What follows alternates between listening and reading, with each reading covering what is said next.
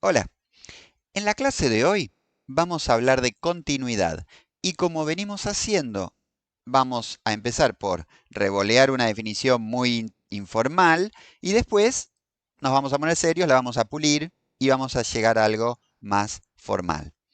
Entonces, empecemos por revolear algunas ideas. ¿Qué es lo que podríamos llamar continuo? Bueno, aquello que transcurre sin grandes sobresaltos, que no tiene modificaciones bruscas. Pensémoslo físicamente, camioncito. Los fenómenos físicos a la escala humana, como el movimiento, se ven continuos. Quiero decir, un camioncito puede ir más rápido, más despacio, pero realiza un recorrido continuo.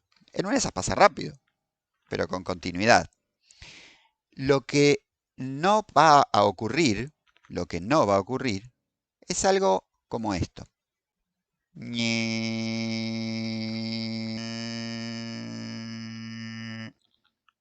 Efectos especiales. Claro, ahí pegó un salto el camión. Desapareció de un lugar y apareció en otro. Hubo una discontinuidad. Eso físicamente no lo vamos a aceptar. Bueno, de eso se trata la clase de hoy, de decir qué es continuo, qué no es continuo, por supuesto para funciones que, como vimos en este ejemplo físico, podrían representar la posición de un camión en función del tiempo. Ahí vamos. Vamos a empezar con un ejemplo de una función que vincula un montón de cosas de la clase anterior. Continuidad va a ser lo que siga a límites y asíntotas que ya venimos estudiando. Para eso voy a definir una función. Me voy a tomar el tiempito para mostrarles cómo se hace porque me parece valioso mostrar algunos recursos de GeoGebra. Voy a definir una función por partes. Si, atención, fíjense, si se da cierta condición, entonces tal cosa. Por ejemplo, si x, bueno, en mi caso, lo que yo pretendo decir es, si x es menor o igual que 0, la función vale 1. Si no, en otro caso, la función vale, o sea, en cualquier x mayor estrictamente que 0. La función vale seno de x, esperen que hay un montón de paréntesis, dividido x. Ahí está la función f. Y bueno, de esto quería hablar. Varias cositas para señalar. Cuando x es menor o igual que 0, la función es constantemente 1. En particular en 0, la función vale 1. Fíjense que seno de x dividido x no se puede calcular en 0, hemos hablado de esto. Sin embargo, se puede calcular para números mayores que 0. Y acá pasa algo interesante. No voy a entrar en demasiado detalle, pero miren lo que ocurre con esta fórmula a la que solemos prestar atención cerca de 0, pero descuidamos un poco cuando nos alejamos del 0. Miren lo que ocurre con esto. Cuando prestamos atención al seno de x, bueno, la fórmula seno de x tendrá un gráfico, ya lo conocemos. Pero si la dividís por x, ¿qué es lo que puede esperarse? Una especie de gráfico trigonométrico, pero que se va atenuando. ¿Por qué? Porque los valores que devuelve la función seno, en vez de quedar tal y como son, vienen divididos por x. Por lo tanto, a medida que x sea grande, vas a tener el seno, que nunca pasa de -1 a 1, dividido por un número cada vez más grande. Por eso que vemos que tiende a 0 a medida que x tiende a infinito. Y acá quiero destacar una cosa, y es la siguiente. Esta función f tiene dos asíntotas horizontales. Miren, hay una que es medio obvia y es i igual a 1. ¿Por qué? Y bueno, porque cuando tendés a menos infinito, la función tiende a 1. Listo, ese es un asíntota horizontal fácil. La que no es tan obvia, o en todo caso podría generar un poquito de confusión, es i igual a 0. Fíjense, la voy a pintar de algún color simpático, la voy a pintar de rojo. Fíjense que a medida que x tiende a más infinito, seno de x dividido por algo cada vez más grande se va pegando al cero. O sea, se va pegando a la recta y igual a 0. Pero si bien se va pegando, me voy a estirar un poco. Fíjense que a medida que avanzamos y que x se hace más y más grande, el gráfico de la función y de la asíntota se vuelven indistinguibles.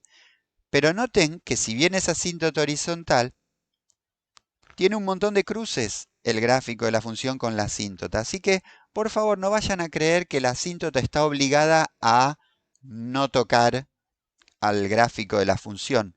Puede ser que sí, puede ser que no. Así que detectamos en principio en esta función dos asíntotas horizontales. Y ahora el tema de continuidad. Intuitivamente uno diría, bueno, el gráfico de esta función es continuo. ¿Dónde podría llegar a complicarse? ¿Dónde podría uno dudar de lo que pasa? Y en cero. Pero vemos lo siguiente. Si me acerco al cero por izquierda, la función vale siempre 1. O sea, el límite lateral por izquierda es 1. Si me acerco a 0 por derecha, corresponde que use la fórmula seno de x sobre x y sabemos que también tiende a 1. Por lo tanto, la función en este punto, en este punto del gráfico, no va a tener una interrupción. ¿Por qué? Porque el punto del gráfico es 0, 1. Está definida como 1 cuando x vale 0. Y por lo tanto no hay ninguna interrupción. Vamos a decir que es una función continua. Voy a anotar un poquito de todo esto que dije. Habíamos dicho entonces que la función f tiene dos fórmulas según si x es menor o igual que 0. Noten que digo dos fórmulas y no dos funciones. Hay una fórmula que es constante igual a 1 y otra fórmula que es seno de x sobre x. Cada una de esas fórmulas se aplica según donde estés. Y lo que dijimos, ahora ya me concentro en el tema límite, es lo siguiente, que el límite, cuando nos acercamos por izquierda al 0, fíjense, vamos a tomarnos un pasito más y vamos a decir, bueno, si me acerco por izquierda al 0, la fórmula que corresponde es 1. Entonces, bueno, este límite es inmediatamente 1. Mientras que si me acerco por derecha al 0, la fórmula que corresponde es seno de x sobre x. Esta la tenemos estudiada. Da 1. Entonces podemos afirmar que globalmente, dado que existen los límites laterales, el límite para x tendiendo a 0 de f de x es 1. Y por cierto, coincide con el valor de la función en el punto. Porque si venimos a mirar aquí, cuando f vale 0, la fórmula que corresponde es esta. Perdón, cuando x vale 0, la fórmula que corresponde para f es esta. O sea que f de 0 y el límite para x tendiendo a 0 coinciden. Y esa, ni más ni menos, va a ser nuestra definición de continuidad. Fíjense lo razonable que parece plantear la continuidad en estos términos. ¿Qué estamos diciendo? Estamos diciendo, y mirá, la función en 0 vale 1, y si elegís valores próximos a 0, las imágenes son próximas a 1. Eventualmente coinciden. Pero lo cierto es que esta definición refleja esa idea intuitiva de si te alejas un poquito del 0, no vas a quedar muy lejos de la imagen que es 1. Entonces, pequeños cambios en la x deberían producir pequeños cambios en el valor de la y. Intuitivamente esa es la idea de una función continua. Ahora lo vamos a formalizar. Bueno, ahí está escrito entonces una función definida en un cierto dominio D, por supuesto es un dominio real, es continua en el punto A de su dominio si la imagen que da en el punto coincide con el límite en el punto. Es decir, a medida que te acercás al punto A, las imágenes de F son más y más parecidas a la imagen que da para el punto A. Esto que veníamos conversando aquí. A medida que nos acercamos, en este ejemplo, al 0, las imágenes que obtenemos son más y más próximas a la imagen de 0. Por supuesto, presten atención a que esta definición implica un par de cosas. Para que esta definición de continuidad tenga sentido, es necesario que la función esté definida en el punto, o sea, que exista f de a, y que exista el límite. Si fallara tanto la existencia de la imagen, o sea, que la función esté definida, o el límite, bueno, no hay continuidad. Así que, bueno, ahí tenemos nuestra formalización de esta idea de continuidad. Miremos este gráfico.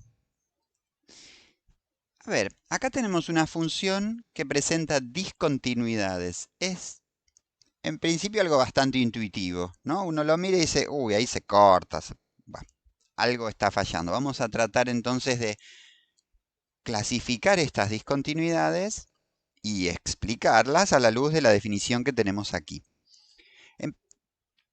En principio hablamos de discontinuidad en puntos de, ya sea que sean del dominio o que, bueno, estén cerca del dominio. Cuando digo cerca es, por ejemplo, que estén contenidos en un intervalo con puntos para los que la función está definida. Si no, no tiene mucho sentido esto. Entonces, por ejemplo, el 1.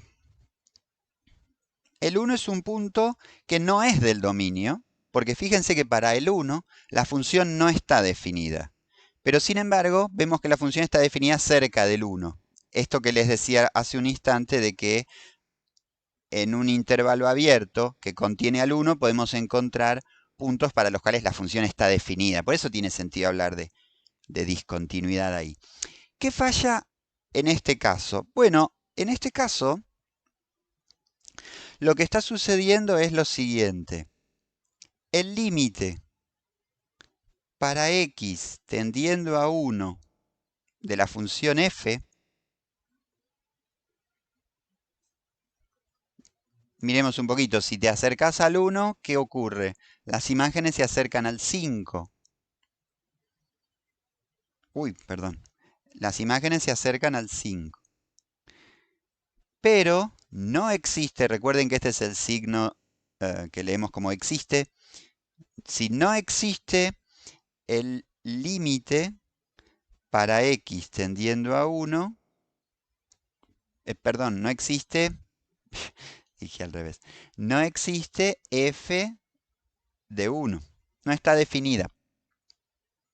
Entonces, releamos la definición de continuidad.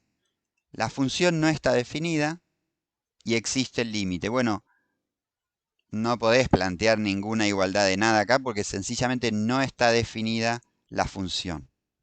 Tenemos una discontinuidad. Pasemos al otro caso para destacar. Miremos qué ocurre en 3. En 3 hay otra situación. ¿Por qué? Porque tenemos límite para x tendiendo a 3 por izquierda vale menos 1. Límite para x tendiendo a 3 por derecha vale 4, cualquier otra cosa.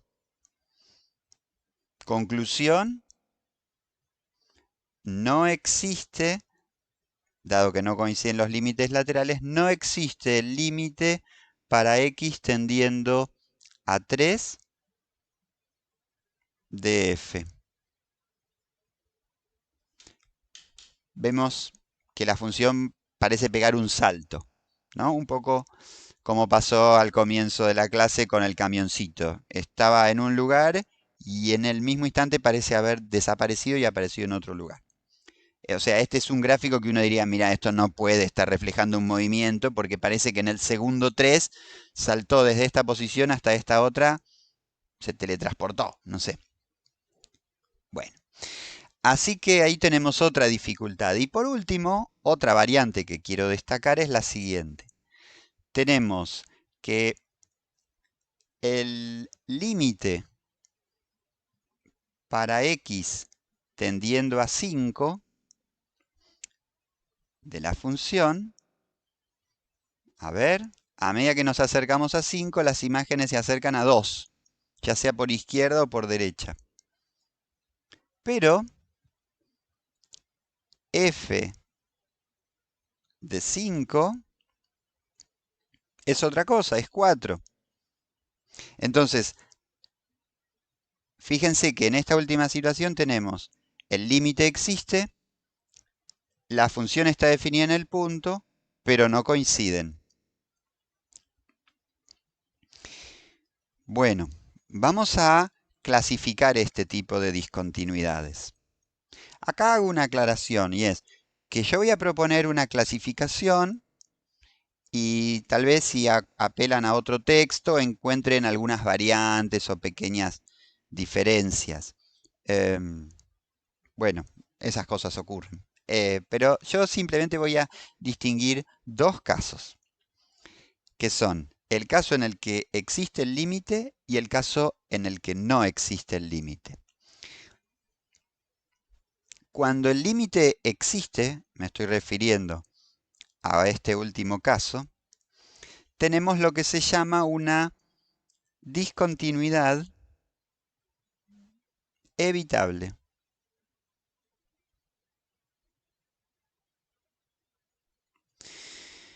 Se le llama evitable, ¿por qué?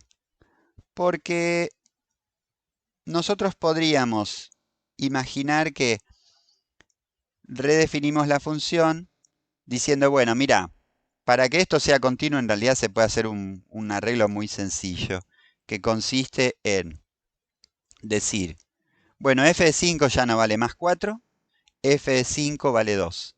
Y si vos decís que f de 5 vale 2, te queda continuidad en el punto. ¿Por qué? Porque si decís que f de 5 vale 2, te coincide con el límite de la función.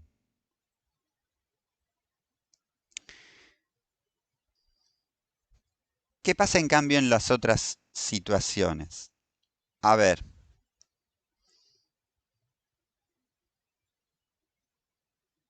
Bueno, esta es la que vamos a llamar discontinuidad.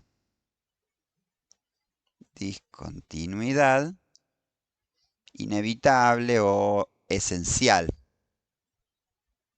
¿Qué tenemos aquí? Que no existe el límite. Por eso la vamos a llamar esencial. Miren, le decimos esencial porque esto no tiene arreglo. No podés hacer un parche acá. Como no existe el límite, eso nos está indicando que si te acercás de distintas maneras al punto x igual a 3, van a ocurrir cosas distintas. En este caso, si te acercás por izquierda, te devuelve valores próximos a -1, te acercás por derecha, te devuelve valores próximos a 4. No existe el límite. No se puede arreglar entonces, porque ¿cómo definirías la función para que coincida con un límite que no existe? No se puede. Bueno, en el último caso, de vuelta podríamos arreglar las cosas y entonces clasificar esto como discontinuidad evitable. Una vez más, en este caso nos imaginamos que si bien la función no está definida en 1 y por lo tanto no la podemos llamar continua, sería sencillo decir, bueno, mira, existe el límite, o sea, la función cerca de 1 devuelve cosas que se parecen a 5. Si quisieras arreglarlo, dirías que f de 1 es 5 y se arreglaría todo y te quedaría f de 1 coincidiendo con el límite en 1. Así que bueno, ahí tenemos esta clasificación. Vamos a dejarlo por escrito en una definición. Bueno, miren, tenemos que una función tiene una discontinuidad evitable en cierto punto A cuando no es continua en él, pero existe el límite. A ver, serían los casos que mencionamos.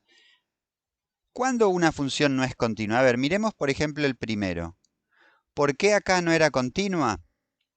Porque no estaba definida la función. Entonces es una discontinuidad evitable. Hay límite, pero no es continua porque no está definida la función. ¿Cuál era la otra posibilidad? Existe el límite, está definida, pero no coinciden. Entonces tampoco tenés continuidad. En resumen, mientras haya límite, la discontinuidad es evitable. Cuando digo que existe límite, es límite finito, que da un número. Si no existe el límite, teníamos este caso que ya explicamos por qué es insalvable, que no hay remedio para eso, y se dice que es una discontinuidad esencial.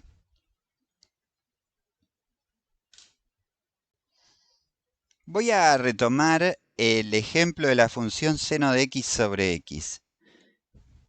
Miren lo que voy a hacer. Voy a definir f de x igual a seno de x sobre x. Fíjense que en este caso la fórmula vale tanto a derecha como a izquierda del cero. Atención. Presten atención a esto. Vamos a agrandar un poco el dibujo. Presten atención a esto porque hay ¿cómo llamarle? Un defecto o una cosa que podría engañarnos en el sistema, en el graficador. El graficador, parece un buen momento para decirlo, no puede graficar todos los puntos del gráfico de la función sencillamente porque son infinitos. Lo que el graficador hace es elegir algunos puntos y después unirlos con segmentos y bueno, y armar un dibujo que a simple vista es el gráfico de la función. Pero acá, ya lo dije hace un rato, la función no está definida en cero. Miremos esta fórmula y convenzámonos de que en cero no está definida. Entonces, ¿qué es lo que está ocurriendo? Que acá el graficador, bueno, habrá tirado algunos puntitos próximos al cero, dibujó los puntos, después los unió con segmentito y bueno. Pero nosotros sabemos que aunque no lo logre graficar la máquina, hay un agujero aquí. Podemos hacerlo evidente pidiéndole a la compu que nos diga cuánto vale f de 0. Fíjense que f de 0 no lo sabe calcular, justamente porque no está definido. ¿Sí? La función es discontinua. Acá hay un agujerito en el gráfico, pero la compu no supo mostrármelo. Pero el agujerito en el gráfico existe. Ahora bien, y ya que estamos clasificando, ¿qué tipo de discontinuidad tenemos aquí? La función no está definida en cero y por lo tanto no es continua, pero sí existe el límite. El límite es, lo sabemos, 1. Entonces lo que podríamos hacer es decir, es una discontinuidad evitable. Y si tienen ganas, podemos definir una función que coincida con f en todos los puntos y salvo el 0 donde redefinimos. O sea, podemos hacer una cosa condicional. Podemos decir, si x, a ver si tengo acá el signo distinto, si x no es 0, entonces la función g vale como f. En otro caso, o sea, si x es 0, la función vale 1. Fíjense que g está definida como f cuando x es distinto de 0. Y en caso contrario, o sea, cuando x es 0, vale 1. Noten que los gráficos se superponen,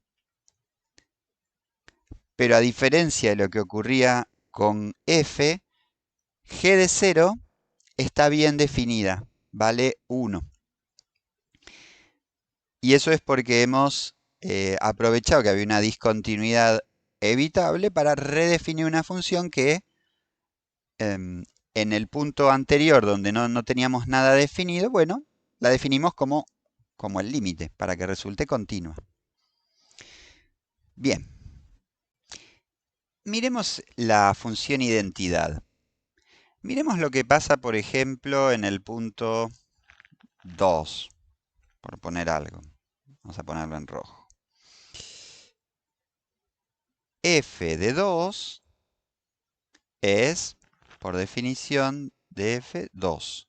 Mientras que el límite para x tendiendo a 2 de f de x, o sea, el límite para x tendiendo a 2 de x, y es 2, no vamos a inventar nada acá. A medida que te acercas al 2, las imágenes se parecen al 2. Entonces podríamos decir que la función es continua en 2. Hasta acá, nada extraño. F de 2 coincide con límite para x tendiendo a 2 de f de x. Bien. Ahora, esto podría generalizarse. Quiero decir, si elegís cualquier puntito, llamémosle A, ¿qué va a ocurrir? F de A va a ser, venimos acá a la identidad, F de A va a ser A.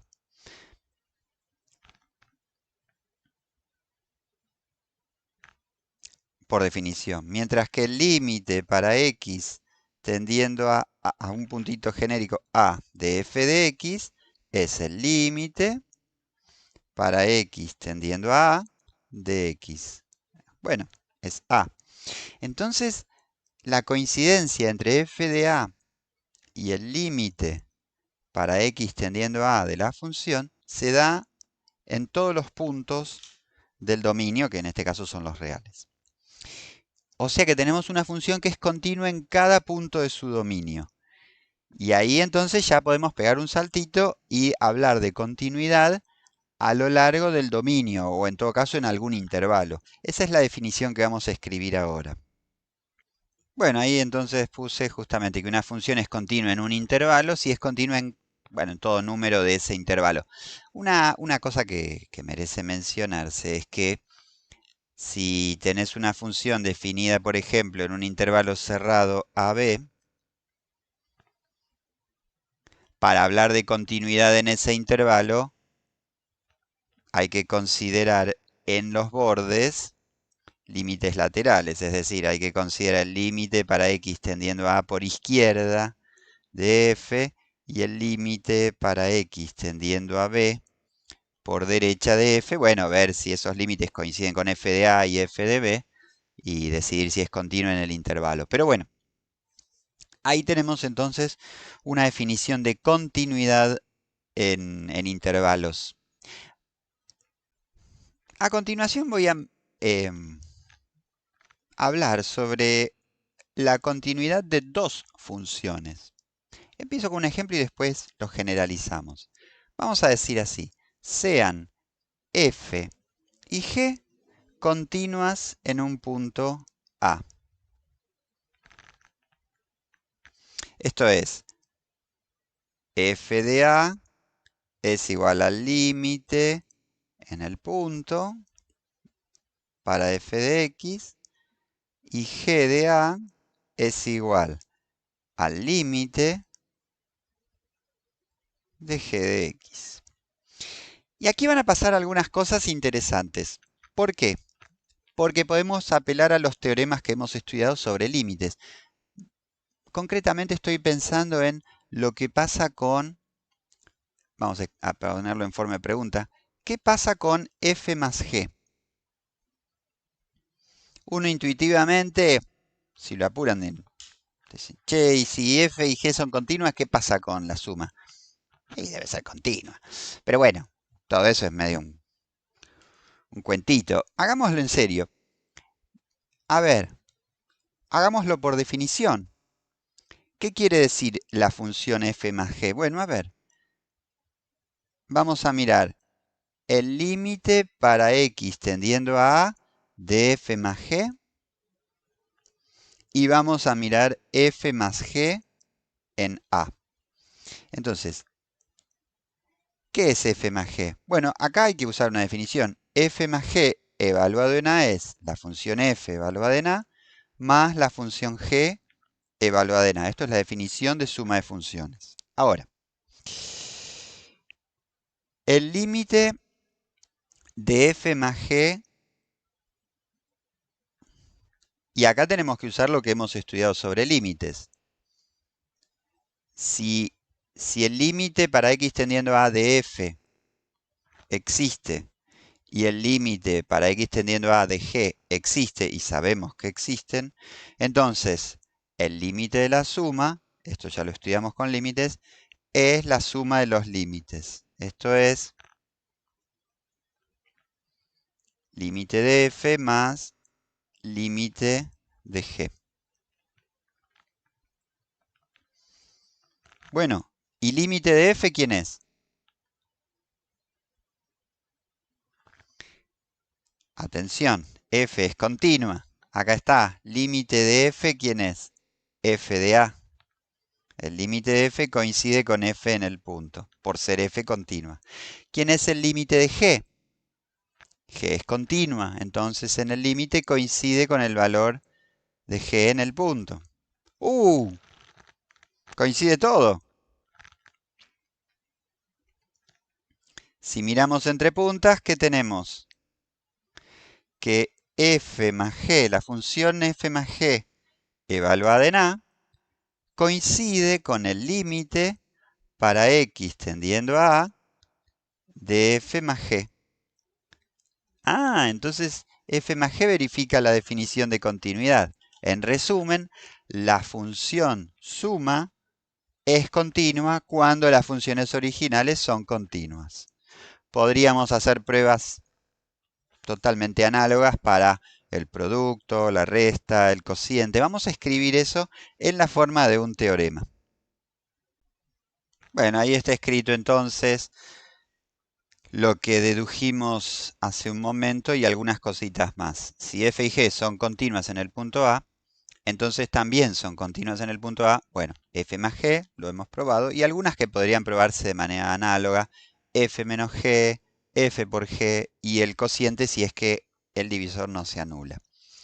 Vamos a aprovechar estas propiedades para conocer y ampliar un poquito las familias de funciones que podemos llamar continuas.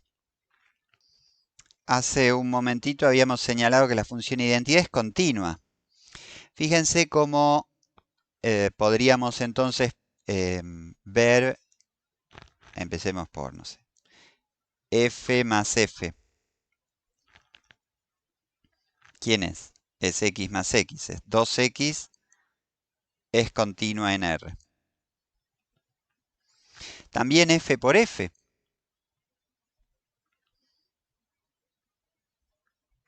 ¿Quién sería? X por x. X cuadrado. Es continua. En general, podríamos poner una vez, dos, n productos. ¿Qué sería esto? X por x por x n veces, o sea, x a la n, es continua. Bueno, no voy a hacer los detalles, pero si se toman la molestia de ver los detalles de este argumento, podríamos hacer x al cubo más x a la cuarta, estoy sumando continuas, por 3, por 5, estoy multiplicando por una función continua que es la constante. En resumen, y sin entrar en todos los detalles, las funciones polinómicas, o sea, una constante por x a la n más bla bla bla bla bla, otra constante por x más una última constante, donde a sub n, a sub 1, a sub 0 son reales. Todo este tipo de funciones son continuas porque se obtienen como sumas de continuas, productos de continuas,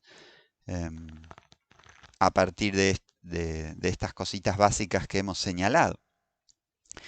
Así que bueno, ya podemos afirmar que todas las funciones polinómicas son continuas. Bien, Vamos a escribir entonces algunas familias de funciones que conocemos que son continuas. Bueno, acá tengo la listita. Uy, escribí mal respectivos, ahora lo corrijo. La listita decía de funciones continuas. Hemos hablado de las polinómicas. Después las otras familias son más difíciles de probar que son continuas. No me voy a meter con eso en este curso.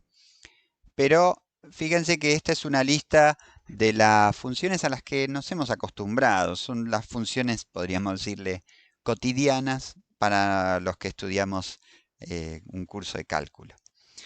Las racionales, cocientes de polinomios, raíces, funciones trigonométricas, las inversas de las trigonométricas, las funciones exponenciales y las funciones logaritmo.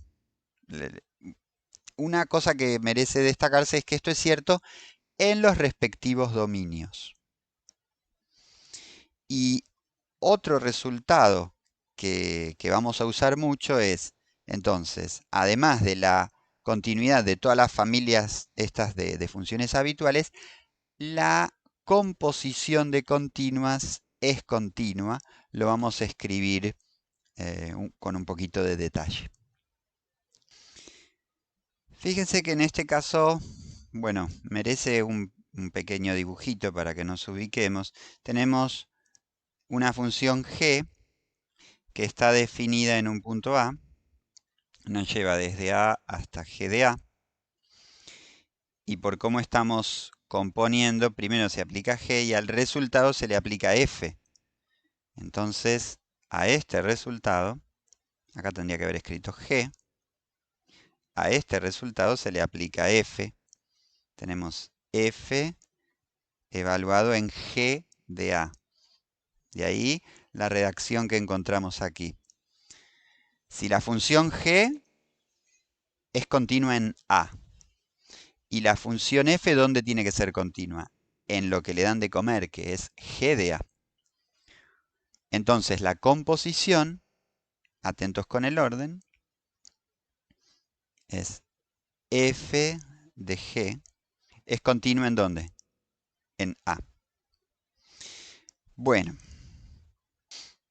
fíjense que podríamos decirlo de alguna manera medio brutal, pero todas las operaciones entre funciones, suma, resta, composición, producto, y todas las funciones habituales, polinómica, racional, trigonométrica, exponencial, son continuas en los dominios que corresponden, ¿no?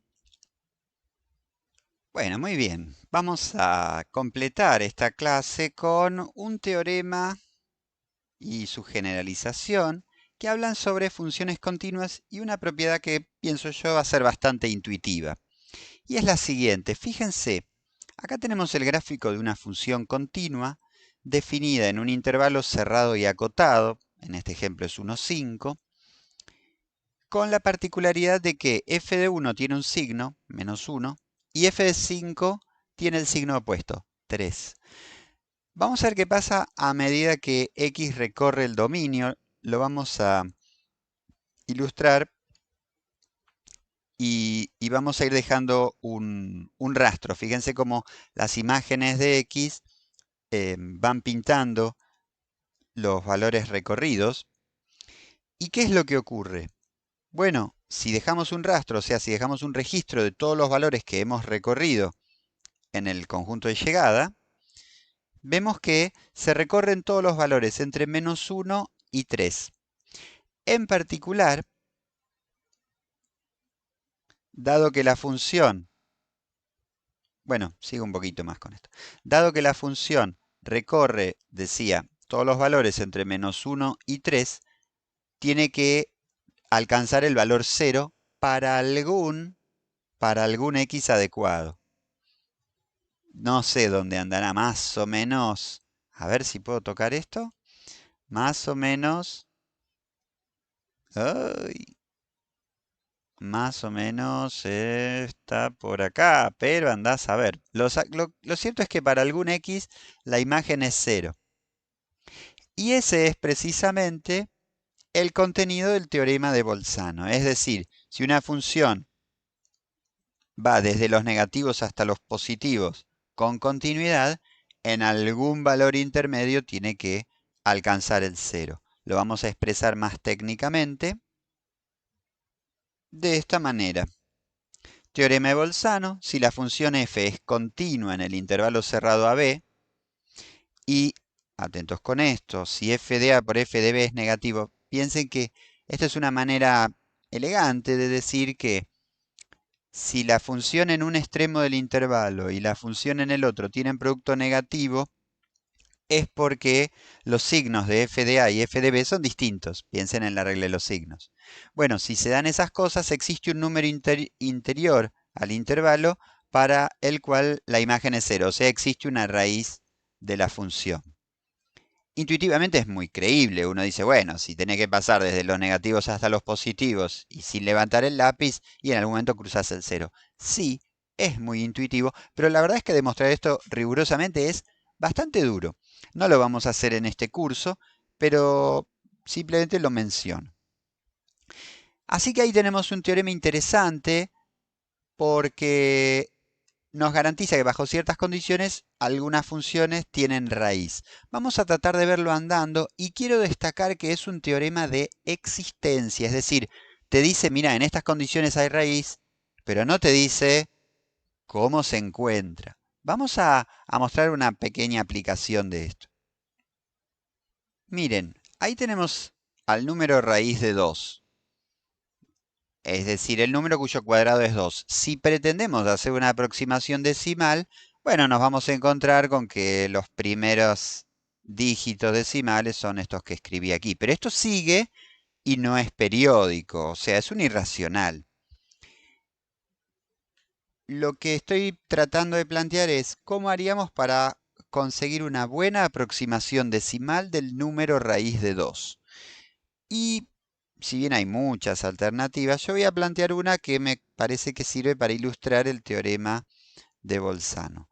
Voy a poner un polinomio cuya raíz sea precisamente la raíz de 2. Fíjense cómo si evalúo en raíz de 2, me queda raíz de 2 al cuadrado menos 2, o sea, 2 menos 2, 0. También la otra raíz es menos raíz de 2, pero no le voy a prestar atención. Entonces, en base a esto es que voy a definir una función con la que voy a aproximar el valor de raíz de 2.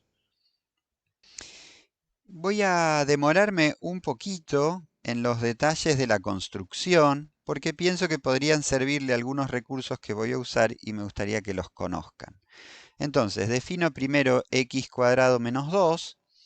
Y lo que voy a hacer ahora es definir los extremos del intervalo como en el teorema. Voy a empezar por a igual a 1 y b igual a 2. Voy a poner un par de puntitos que van a ser q igual a, p de a, o sea, el punto del gráfico que se corresponde con el extremo inferior del intervalo. Y otro punto r que va a ser b, p de b. Bueno, ¿qué tenemos aquí? Ahora ya podemos hablar un poquito del teorema de Bolzano. Miren, este punto Q, ¿qué tiene? A y su correspondiente imagen que es negativa. Este punto tiene B y su correspondiente imagen que es positiva. Teorema de Bolzano mediante, puedo decir, una función continua que cambia de signo seguro tiene una raíz entre 1 y 2. Bien, ya podemos afirmar que la raíz de 2 está entre 1 y 2. No es la gran aproximación, pero por lo menos fíjense que ya sabemos cuál es el entero correcto. ¿Y ahora qué vamos a hacer? Bueno, vamos a mirar las propiedades de estos puntitos, de estos bordes, y vamos a poner un deslizador. Esperen que lo destrabo esto. Vamos a decir que A varía entre 1 y 2. Y lo hace con un paso de 1 milésimo. Voy a mostrar al punto A para que me muestre el deslizador. B también varía entre 1 y 2 y lo hace también con un paso, con un incremento de 1 milésimo. Ahí están los puntos A y B y voy a ponerle al GeoGebra que me muestre con un redondeo de 3 cifras decimales. Y entonces, ¿qué es lo que voy a hacer? Y bueno, voy a tratar de aproximarme a la raíz de 2. Pongamos, por ejemplo, 1,4 y 1,5.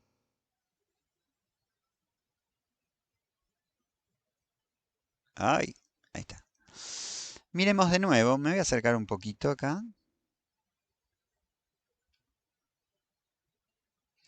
Miremos de nuevo el dibujo y veamos cómo para A igual a 1,4 la imagen es negativa, mientras que para B igual a 1,5 la imagen es positiva. Una vez más puedo aplicar el teorema de Bolzano y decir, bueno, entonces la raíz de 2 está entre 1,4 y 1,5. Epa, estamos mejorando. Ahora ya sabemos que el primer decimal es 4, porque la raíz está entre 1,4 y 1,5. Y así podría seguir buscando. Préstenle atención a la imagen de A, porque ahí está la clave. Yo voy a estirar esto mientras pueda, pero ahí ya me pasé. Fíjense como ahí tengo una imagen positiva en ambos, no puedo aplicar el teorema, se me pasó la raíz. La raíz entonces debe estar, esto es lo mejorcito que puedo obtener, 1,414, ya un paso más y se va a positivo. Y si retrocedo con B, a ver, todavía estoy en positivos, me parece que este es el último. Claro, doy un paso más, ya está. Entonces, entre 1,414 y 1,415 está la raíz de 2. Tendría que ponerle una lupa muy grande, tendría que aumentar mucho acá para que se distingan estos puntos. Pero no importa la escala a la que esté, el teorema siempre es válido. Ahora el teorema me estaría diciendo, bueno, entre 1,414 y 1,415 la función cambia de signo y por lo tanto hay una raíz. Y ya estoy en condiciones de garantizar que hasta 1,414 el decimal es correcto, porque tengo esta acotación. Así que bueno, ahí lo tenemos al teorema de Bolzano haciéndonos un favor para aproximar una raíz cuadrada. Por supuesto hay métodos más eficientes que este, pero quería elegirlo para ilustrar el teorema. Vamos a cerrar esta clase con una generalización de este teorema. Hace un momento dijimos que la función recorre todos los valores intermedios entre los valores que alcancen los bordes. O sea, en este caso sería entre f de 1 y f de 5, recorre todos los valores intermedios. Eso era cierto para afirmar que alcanzaba un 0, pero podríamos generalizarlo y decir que para cualquier w que yo quiera poner en este dominio, en este codominio, seguro que se va a alcanzar ese valor eligiendo un C adecuado.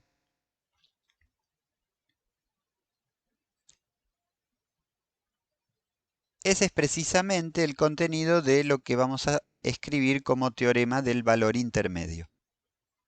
Ahí tenemos entonces el enunciado. Ven, si la función es continua en el intervalo cerrado AB y si f de A y f de B son distintos, porque si no, no habría valores intermedios, para cualquier valor W entre f de A y f de B, acá está ilustrado, un valor W cualquiera entre los valores que se alcanzan en los bordes, seguro que existe al menos un número en el interior del intervalo cuya imagen es W.